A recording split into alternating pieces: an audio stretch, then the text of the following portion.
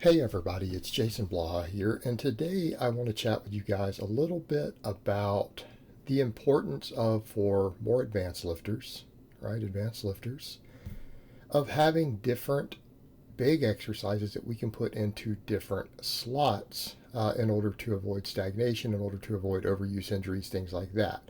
Now, one of the things that we need to keep in mind is that this isn't that useful for the novice lifter. If you're a novice lifter, this is a data point for you to think about a couple years down the road, right? This is something for you to learn to think about. If you do this as a novice lifter, you will gain less muscle. So I want to make that clear before I get further into it, because there's so many novices out there who will be like, well, I bench 185 for 3. Should I do this? And it's like, if you want to gain muscle and strength slower, then yes, absolutely. If you want less gains, you should absolutely do this. But if you want more gains, no, you need to stick to your basic lifts with a little bit of supplemental work maybe. For more advanced lifters, one of the big issues that we run into is the problem of overuse. And you guys will see me in this particular video just in the background doing different forms of floor presses, different forms of maybe incline benching. My biggest difference is, of course, things like hand spacing. It will be things like barbs used. But you give yourself different exercises to work into those slots. And I mean, we'll discuss chest here just for today, because again, we can cover this for one body part, and then people can use this same logic and extrapolate over to other muscle groups.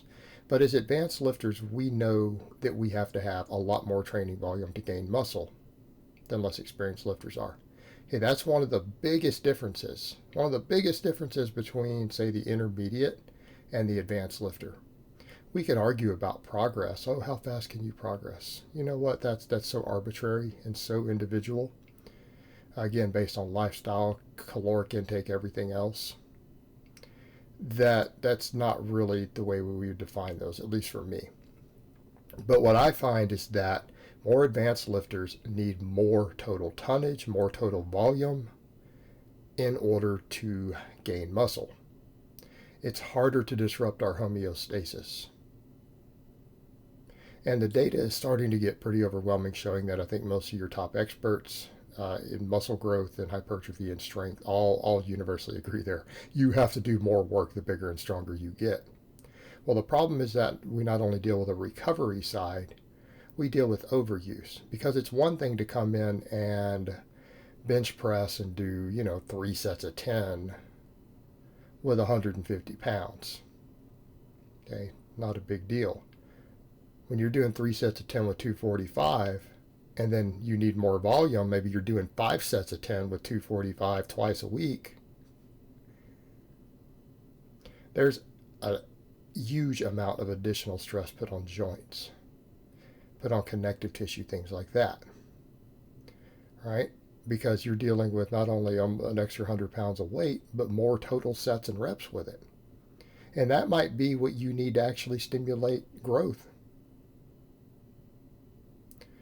So for advanced lifters, we have to look at that stuff. We have to step back and say, okay, we are putting more wear and tear on certain things. And it's not that the wear and tear can't be repaired. Our bodies are amazing at repairing it. They're amazing at repairing adaptive stress. The problem is that we're more prone to overuse injuries. And it's not that the novice isn't also, but the novice isn't hitting the same tonnages and putting that on their tendons. Okay, the novice lifter, in order to get that same tonnage, might need to do 8 sets instead of just 3. To get the tonnage we're getting from 5, might need 9, might need 10 sets. Okay, novice lifters aren't coming in and doing 10 sets of 10 with long breaks in between so that they can maintain the weight. Because that's what they would have to do. They're not going to take 2-minute breaks and take their a 10 rep difficult set and get 10 sets, so they're going to need like 5-6 minutes between. It's going to take them over an hour to do one exercise. They're not training like that. Now, if they were and they didn't rotate exercises, they would also actually be at risk of the same issues. But we know that exercise variation is how we can avoid overuse injuries, because we pull on tendons and connective tissue and have peak tension at different points on the moment arms when we change exercises slightly. And that doesn't mean we need 17 different exercises in the same session. It just means that we need to be willing to rotate through some things. Now, in my case, you guys see me doing 2 forms of basic chest presses. You see me doing floor presses and you see incline presses. Now, one of the things you'll notice with the floor press, I'm using 2 different barbells and I'm using 2 different grip widths. I'm using like a closer grip and then a wider grip for both the football bar and with the barbell, depending on what I'm doing there. Okay, this gives us what we want in terms of avoiding overuse injuries. The football bar is far, far easier on your shoulders. So if you're starting to get a little bit of shoulder ache and your tendons are hurting or your joints hurting a little bit from doing floor pressing with a wider grip barbell, and that's common, even though the floor press is easier on the shoulders than a bench press. Again, having the floor press is an option to rotate out for your bench volume work. Okay, that actually would apply. So if you've been doing bench volume work and you switch to a floor press, it might help with the overuse risk. Make that inflammation go down. Because that's how we pop tendons off, is overuse of the same exact angle repeatedly for huge amounts of tonnage, to the point where the connective tissue can't recover.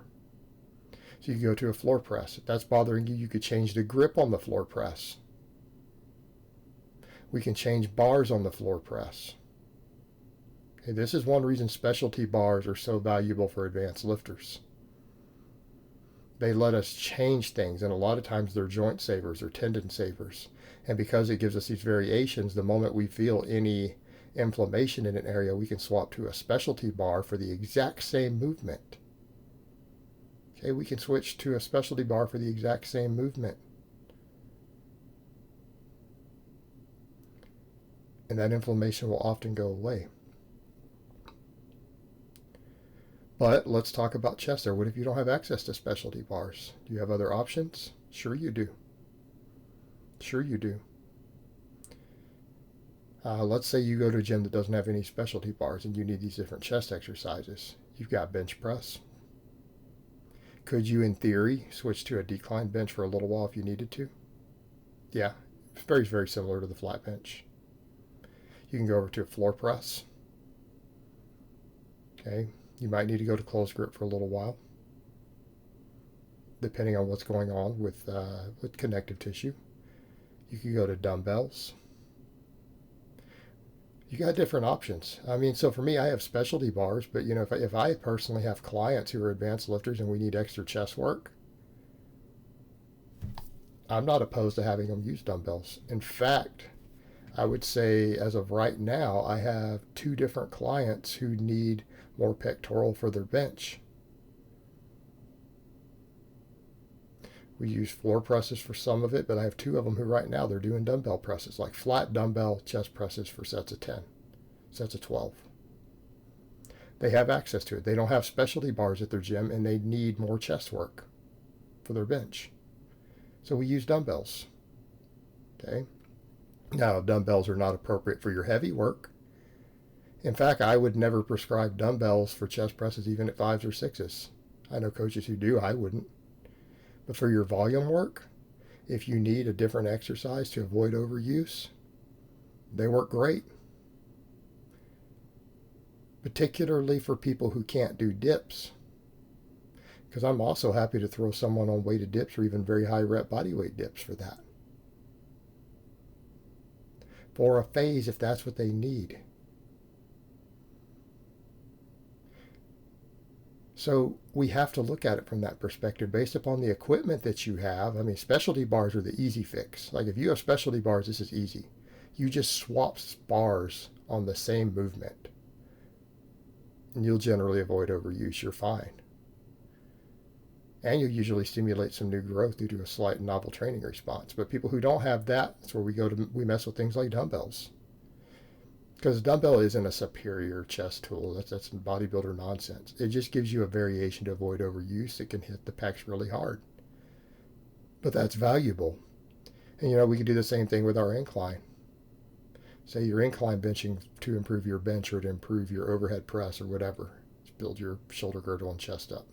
It's fine, whatever your goals are. Well, we can switch barbells on it. Some cases you can go to dumbbells.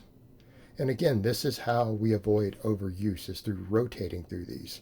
And again, that doesn't mean like the bodybuilder logic of, well, we just do 6 different variations in one workout. No, it's not what we're talking about. I'm talking about for 2, 3, 4 week blocks at a time, doing the same one, and then swapping it when you start to notice any tendon inflammation or discomfort. This is about injury prevention. And you could apply this to any other body part. This was just basically chest presses. We could use the same logic for everything in the body. All right, guys, well, that's really all I have to say on that today. I hope it's been informative, and I will talk to you guys next time.